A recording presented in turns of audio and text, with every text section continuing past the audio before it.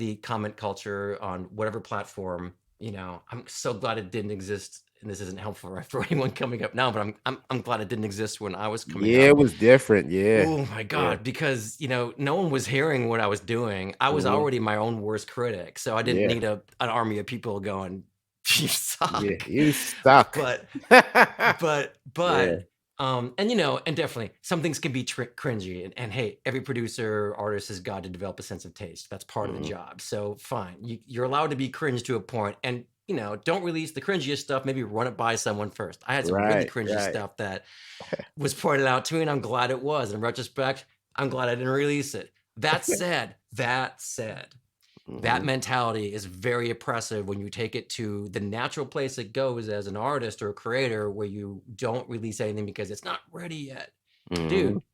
you know, some things are never finished. And if any of us waited until we were ready before hey, put your best foot forward. Absolutely. If you're approaching a publisher, don't approach them until your track sounds like a trailer track. Until it Mhm. sounds like a Hollywood trailer, don't approach a publisher, because they hear stuff every day and you want to make a good first impression. You're going on a date, dress for the occasion. That's a fact. Okay. Don't be a work in progress in dressing. However, in life, in life, it's a process. So what you think might not be good enough, a TV show, a music soup on a TV show, or a A&R person at a label might think is brilliant. And you can talk to, I'm sure you know this experience, my friend.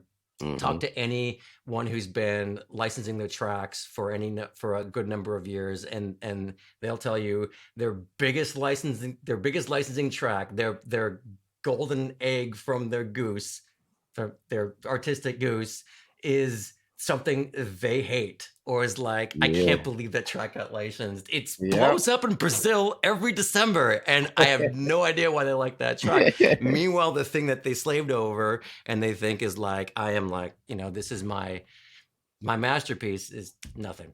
It's Yeah. crickets from the sync world. It's So, true. you know, It's true. Yeah, it's like you never know what's gonna be that thing. So it's like, to your point, it's like, just for artists, just stay creative, just stay open-minded too, and be flexible. Like, don't be closed-minded to the possibilities. Sometimes you can take a chance on something and it blows up, like so definitely, man. That's you spot on with that, bro. You spot on with that. I went to ask you another question. In terms of like, because you've had so many accomplishments, what would you say is one that really stands out to you? Like one of your moments where you're like, man, that's awesome, man. Like you kind of just, because I know as musicians, it's a constant process. Like we're never satisfied, right? So it's like we're creators, so we're always creating. But was there ever a moment where you were able to at least pause for a second and enjoy, something and say, wow, that's dope to see my music in that? I first of all, this business is, I mean, at least I mean, probably the music business at large, but definitely the lane I'm in at the moment, the trailer music world. It's just like, it's like the film business. Mhm. It's risky. It's risky. It's not a thing that you go, I want to raise a family and buy a home. I'm going to Mhm. become a composer. I mean, people do that. I mean, follow your bliss, absolutely, and it's Mhm. doable. However, it's not on its face as rock solid as getting I don't know, a job that in corporate America. Although how that's just kind of risky Yeah. too, from my Yeah. point of view. Yeah. But so that's a big preamble to say that every time I get a placement, I'm incredibly grateful, Mhm. because while I know that doing that, I'm setting the bar high for myself first and foremost on every track that I do. It's to Mhm. outdo my last track. By Mhm. nature, then it will. I mean, after all the years of doing this, I will have had to have by now developed enough skills so that I know it meets a certain bar. So I know it's going to meet the bar of what the industry is looking for. So that's covered. Um, but I need to make sure that I'm impressing myself and making sure that I'm holding myself accountable and then I'm bringing the heat on that track every time, and hopefully outdoing the last. And Mhm. then everything else falls behind that. Like, okay, then the music supervisor will probably like it too, if they're into my stuff or whatever. So, um, but I can't take a lot of responsibility for what happens after the music supervisor loves that track and or the editor and they start cutting to it, because then there's this whole luck scenario where it's Yeah, like a yeah. miracle that it gets placed at all. Like that trailer house is competing with another trailer house, possibly for the same trailer, with another composer who's, because it's the same kind of movie, they're working in the same genre that I'm working in for that lane, Mhm. like it's modern horror or something, which means that other composer is a baller probably already Mhm. because it's for the other big trailer house. So dude, so it's like at that point it's out of my hands because they're competing. Oh, then the studio's gotta give their notes, and maybe it's amazing, and the studio just happens to like that one just like 5% more, and then that one wins. Yeah. So even getting a placement is like, that is like a highlight, and that Yeah. seems like a maybe a cop out answer, but dude, you can go in this business, you can go months without getting a placement, and then you can Mhm. have win after win after win after win. So um that's just something you get used to, and you learn to, I guess you do learn to celebrate the wins when you have them, and don't hold your head up too high, don't get too cocky. Yeah. And then also when you're in the dry period, you don't get too bummed out because it's like that's going to end. You're Yeah. not One you're one not one of my favorite sayings, Brent, not to cut you off, humble's the no. new cocky. You know what I'm saying? Humble's the new cocky. Mm, So it's like, just stay level headed. Don't get overexcited when you get the wins, and don't get too down when you get the losses. Just yeah. stay right there. Yeah. Yeah. There was there I guess there was one that I was kind of like a moment for me that I felt like, okay, cool, that worked. I don't know if it's repeatable, but it was fun to try. I mean, I'm always like trying to set goals for myself, and particular uh, either track that I'm working on, or planning out the next kinds of tracks I want to work on based on the ones that I just did, and where will I be creatively. I've already done too Mhm. much horror, so I'm gonna get back into like more groove based tracks or whatever, that kind of stuff. And one of the goals I set a few years back was that I want to make a track that is suitable for a theatrical trailer, but it's not going to be like hybrid orchestral, which is something that I could do, but it's not. I can't do it. I to this at the speed that other players that are my peers and competitors on the same label slash publishers can do. Mhm. So, this is another example of like picking your strengths and working in that lane Mhm. to best optimize your results. Like I can work in different styles, but do I want to bother playing in those areas if they're not, if other people are already doing that? It's like that blue True. ocean territory concept from business, right? Right. Like I'm going to hammer this one lane in these two genres. I'm going to become known for that. And, if anything, that consistency is going to deliver results in that area. And it has. Mhm. So that one area, within that one area, I wanted to get a theatrical trailer though, based off of a sound design type track, which is something with no orchestra. Mhm. So I was like, okay, I'm just going to make sure that this track is paced in such a way, structured in such a way, and has every single component I now know a trailer editor would want for a trailer. And for people watching who don't know how trailers are made, and a lot of people don't, you don't actually, for most cases, you're not working to picture. So it's the opposite of like say scoring a film, where you're working to a visual of the movie and you're composing to what you're seeing on screen to support the visuals. For trailers, you're generally working in a style of music in your studio. You come up with the track, it goes to a trailer house, and the trailer house grabs the track, and then they cut a trailer to the beat of the music, or to Mhm. several beat of several tracks. And so you're kind of helping really set the pace and the tone for the trailer, and that's actually really kind of cool. But there's nothing to look at. So Right.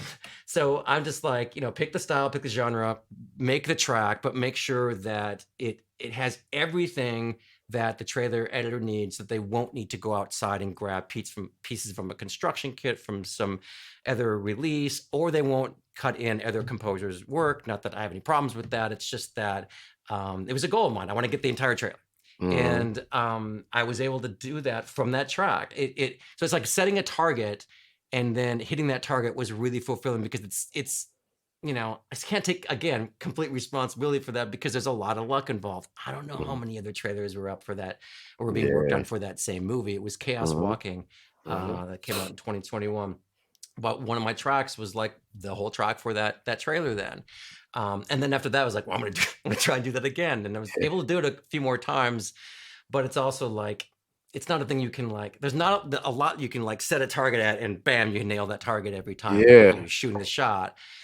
Best thing you can do is just keep doing the best work you possibly can, and then set general targets and going, am I tired of this area yet? Do I want to move on to something else? And Mhm. it all depends on the scenario. But that was one thing that was really fulfilling, because it felt really empowering. Like, I made a decision to do something and I did it. And that was ownership. Even if I can't take complete ownership of the success of getting that placement, I felt I set myself up for success by setting that target. And that's not something that I would ever done for the younger version of me, like 20 years earlier.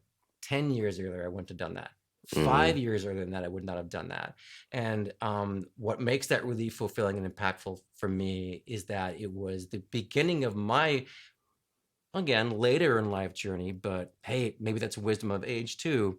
But it's the beginning of my journey of of appreciating the sacrifices that it takes for someone like you or myself or any other of the artists and musicians and producers or composers watching this podcast right now, to take ownership of the sacrifice that we make to jump into this crazy world of music production and licensing and looking for success, and continuing on with it until you get there, because I'm Mhm. sure you know this too, bro. It's like there are plenty of talented people, and Yep. not talent doesn't make success Mhm. necessarily. It certainly helps. I had an Mhm. innate thing for sound and playing stuff on piano.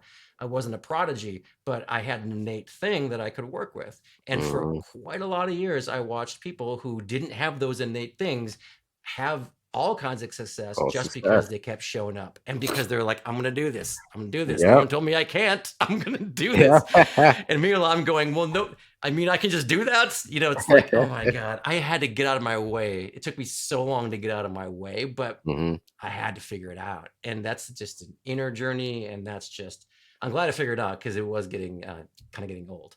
Yeah. But I think all of us get there if you stick with it long enough.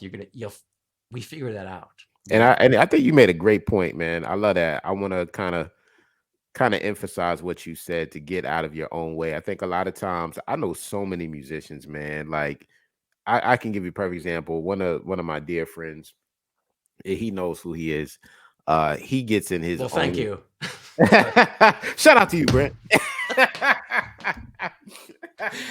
you know, it's Sorry. I'm so sorry, true brother. though. You left it right open there. I had to, Yo, I'll be it's quiet. true. Yo, it's so true, man. It's like, it's so many people that get in their own way, man. Like, look, this particular cat, man, he's been working on the same album for 10 years, man.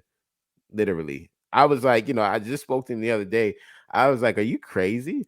I'm like, it's been 10 years. I was like, you could have had a baby and the baby be 10 years old today. I'm like, you're bugging, right? Like, and he's like, no, this got to be like this. I'm like, bro, you're going to be like 80 years old still working on this. So I say that to say, it's like, we got to stop overthinking. We have to stop, just putting ourselves through this mental just chaos of overthinking. And sometimes it's like, just get through it, get out your own way. Don't overthink it and just let it be. Because one thing I learned is that what's meant for you is meant for you, right? At the end of the day, if it's meant for you, that's your blessing. Whatever it is, you're gonna get it. There's nothing that could stop it. That it just is what it is. Like, when I think back of all the success that I've had, and I'm sure you could attest to this too, brother. At the end of the day, it's like, what's meant to be is meant to be. It is what it is. If we overthink it, it's not going to change the fact that it's not meant for you, right? You're just going to drive yourself crazy about why Yeah, you didn't get it, right? So, I you're think right. that's the key point you made. There is one way that you won't get it, and that is if you overthink to the point that you don't do it, Yeah. which and I completely agree with you on that point. That is something that also I've come to, yeah, now kind of get, and it was through it at an older age. And that is, for me personally, that is because of watching the way that the trailer music world works, and um the once you accept the risk factor involved, that there is a certain hit ratio that you can, over time, looking at your placements, you can figure out how you're doing and kind of judge your progress. But it's difficult to get 100% hit ratio. Hmm. And so or 100% percentile, or Hmm. you know what I'm saying. So um but if you are overthinking to the point. Oh, I'm sorry. Here's what I was going to say about that. I Yeah. I I got it turned around there. Sorry. Hmm. You made me think of this. Um, um, I now accept that what will happen. Partly out of not even so much of a faith leap, because I had to look back on the stuff that I've gotten. In order for me to take a faith leap on myself, funnily, I had to go look at the numbers to see that, oh, wait a minute, you do things that set you up for success later. Because the way it works is, a Hmm. lot of my tracks, like some of them will get placed within a couple months of having done them, and they hit the trailer house, because that's just the way the timing happened to work, that there was a movie coming out that track fit for, and blah blah blah, and that lined up. But other Hmm. times, the track I did 5 years ago will finally find a home, and it's like, I've written that thing off. I forgot that I even made that track.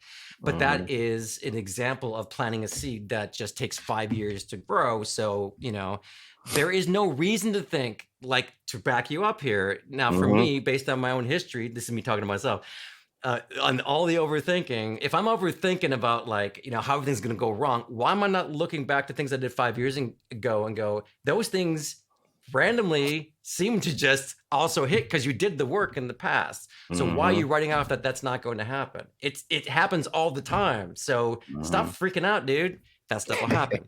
If I ever freak out, not saying that I do, but occasionally, yeah, occasionally you're like, hey, lately, we have the writer's strike, solidarity to the writers and the Actors Guild.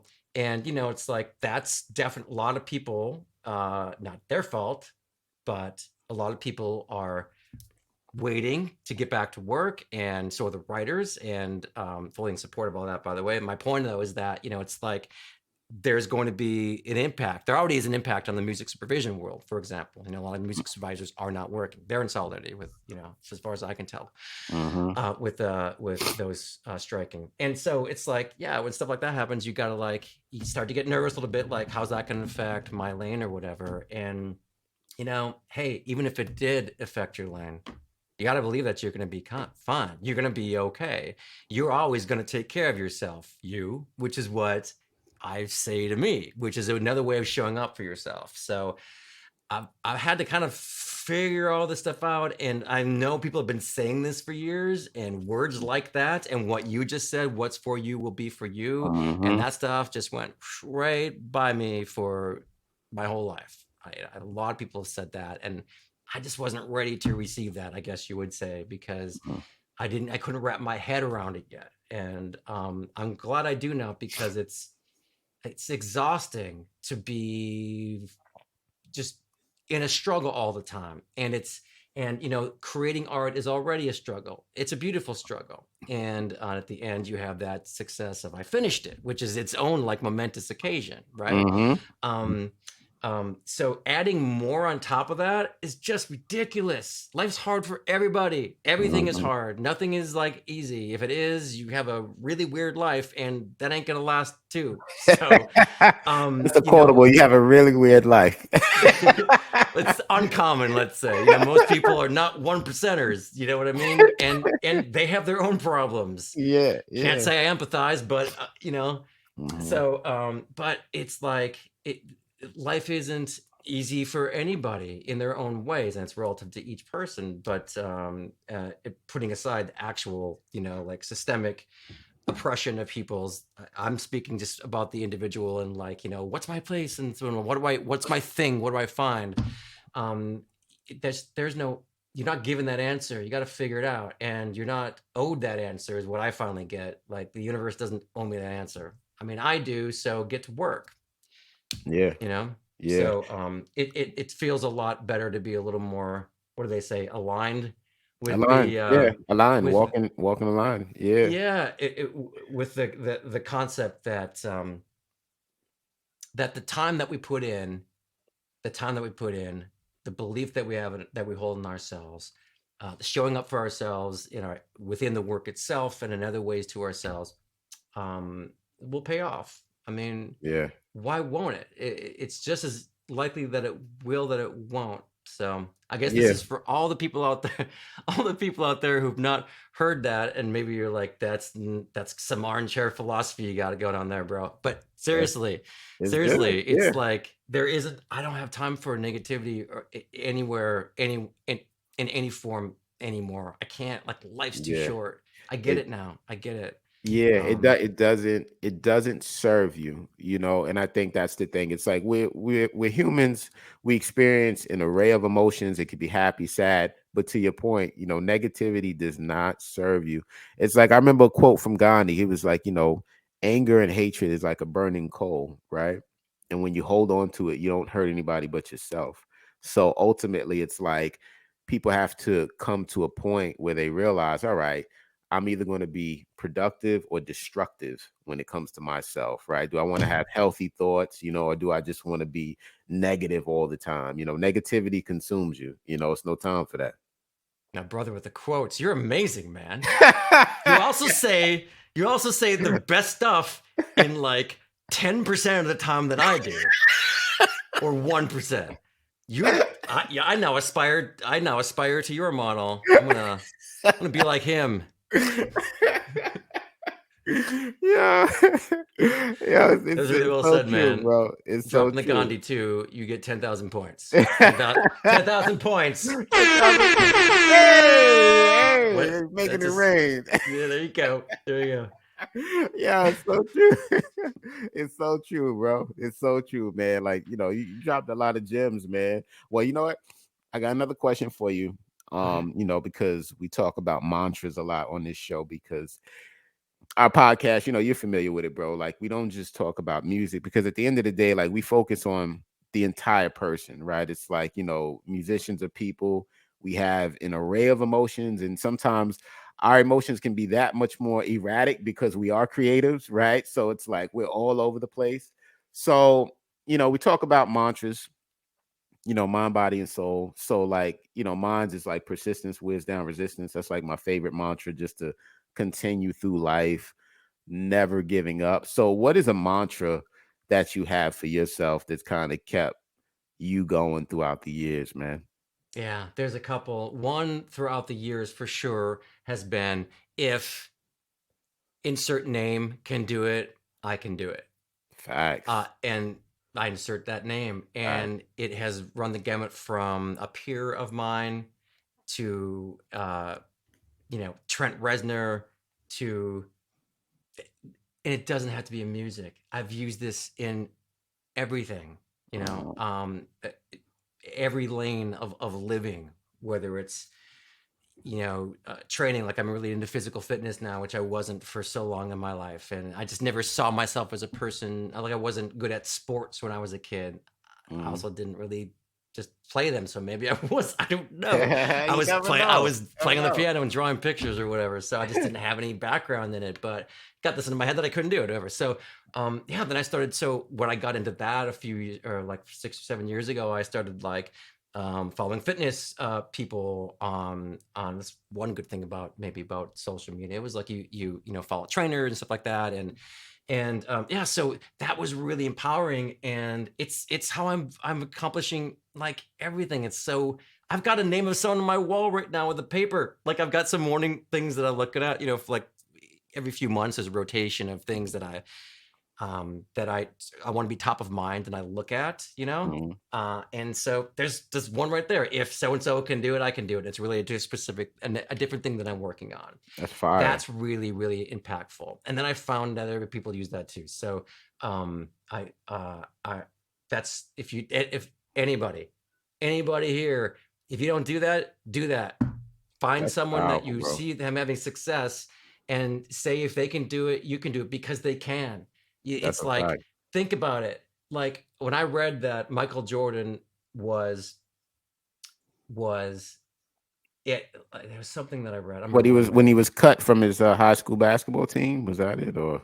That's not what I was thinking of, but there's probably you're I think you're gonna prove my point. There's a bunch of examples. I was Yeah, reading one thing where he was like up at whatever time shooting 3-pointers over and over and over again. You know why he yeah, did yeah, that? Because he wasn't good at shooting 3-pointers. yeah. Which maybe it seems obvious that people aren't born, and here we're back to what you said earlier. People aren't necessarily putting aside like a genius level like a Mozart, even Prince, our man Prince, the late great Prince, was not had immense talent, but Mhm. he worked it. He worked. Dude built a bed in the studio to sleep at Sunset Sound. It's Facts, like I got to get back to facts. work. Yeah. So it's like nobody's born great. You become great through that self forge you put yourself through. So that's one.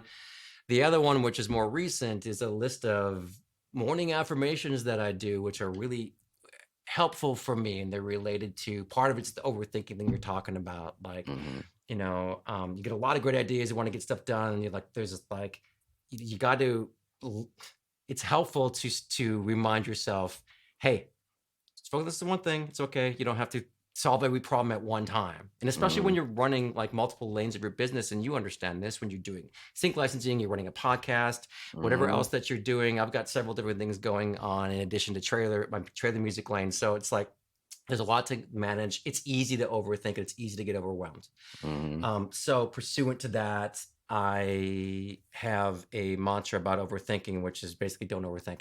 But reminding myself, just reminding myself of that is necessary every morning, at least every other day or every third day, because I realize I've been doing it again around some particular thing. Mhm. And one of the other ones on the list is, this is relatively new in the last few years, but and I didn't feel I needed to say it because I just felt like like in the studio I know what I'm doing, whatever. But in other areas where I was of my life that I'm working on new things, or in areas where I don't have a decade long history of doing it, there's uncertainty. And Mhm. so saying to myself the mantra that I trust myself to make the highest and best decisions for myself is Mm. really important and impactful for me, because it's a reminder that even if I don't know exactly what I'm doing at a particular moment on a particular issue, I'll figure it out because I always have. Facts. And even if I haven't always have in that particular area, I will figure it out. And so leaning into the intuition and the sense of I guess the intuition part of yourself is really important. That's how I create, and I was kind of like not in touch with that for a lot of years. I became like very Mhm. rational minded, which is important to me, but Mhm. and grounded so I can make sure I'm achieving goals. I needed that personally from when I was younger. But once I got things all kind of lined up, and I had a system, and I was organized and more goal oriented than when I first started, just kind of playing around the studio. I needed to kind of get back in touch with how I actually create, and being leaning into the intuition, the process of how music is made, and just trusting the process. All that was more important. It's it was a word I shied away from a lot, and that was it's really kind of more of a spiritual thing. I mean, writing music to me is incredibly, I guess, let's say, spiritual. It is. Mhm. It's this connection with, there's another word, the numinous, Mhm. that is incredibly fulfilling, and that you can't cut yourself off from in this just completely rational way. And sometimes when you don't know the answer, you just have to have faith in yourself that you're going to figure it out, and listen Mhm. to your gut on it. And I don't think I was for a while, or I was afraid to, because I was afraid I would be like losing control of the outcome that I know I'm going to get to if I just got to figure these other things out. But it was really stress inducing when you Mm-hmm. don't have the answer at the moment. So Mm-hmm. definitely trust yourself. You're going to get there. Just keep showing up, keep showing up. You're going to get there. So that's a reminder. And I think, I was told that it's important to say those things out loud so that your brain hears them, you know? Facts. Facts. So Facts. I say That's it, I do say it out loud. it's like Yeah. an affirmation, like Yeah, you're yeah. affirming it, because people don't realize like words have power. Like, we can speak life or we can speak negativity. So it's like constantly affirming, hey, this is what it is.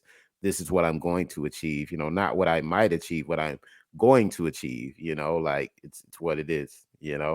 I think someone told me that that concept, what echoing or touching on what you just said about positive and negative, saying things out loud, that it has to do with neuroplasticity and the way the brain works. I'm not sure if this comes from DBT, dialectical behavioral therapy, or if it's CBT, cognitive behavioral therapy. But Hmm. the idea I was told is that there is the brain doesn't know the difference between a truth and a lie. So if you're Mm. saying things out loud, but you're using negatives when you're saying it. I mean, you could start with just like, I hate myself, right? So Hmm. I got to tell my brain that's no, I don't. Because Yeah. like, cognitively that you don't maybe, but your brain doesn't know because your brain is not, okay, I'm not a neuroscientist, but that's the Hmm. idea. So even when you're Right. saying affirmations, you don't want to say structure the sentences in negatives. But the point is that really speaks to not being around, not just saying negative stuff about yourself out loud to yourself. Clearly it's just on its face, anyone will go like, well, yeah, don't say negative things, that's not loving yourself. Hmm. But really there's also a scientific reason not to. And also being around people who are doing it, like, Yeah. I don't need to hear that, work it out, work it Yeah. out. I It's mean, it's I true. empathize with it, I do. I'm not, but someone else's story or someone else's trip is not my business. That's a fact. That's a fact. No one else's business is my business. None of it, unless they choose to invite me and or I want to be, and there's something else going on. But you know what I mean? It's like, That's protect your mindset. This is the mindset. That's what that that's a fact, is. Brent. And to your point, a lot of it is self-fulfilling prophecy too. That's what people don't realize, right? It's like if someone wakes up and they say, "Man, I'm gonna have a shitty day today," right? And then they stub their toe on the bed. They're like, "See, I told you," right? But then it's like if they wake up and say, "You know what? Today's gonna be a good day." And they wake up, they walk outside and they see $20 bill on the ground. They say, "Man, I knew it. It was going to be a good day today." So it's kind of like self-fulfilling the prophecy day to day that, hey, it's going to be a good day. Of course, bad things might happen, but that doesn't mean it has to dictate the overall tone of my day. So you're right, man. My Yeah, mindset is definitely key. yeah. I think, and there's something that goes along with that I'm starting to. It's taken me a long time but to really appreciate is the is the that concept of the now, and that Mhm. that Yep. there really isn't a past or a future. There's that whole discussion, but when you're talking about stubbing your toe, okay, it hurts in that moment, but then also that moment is the moment you're in, and the things over which you can control, which is what's going on in your head. You can acknowledge you're having thoughts, experience Mhm. them, let them pass through you, then address them and keep going.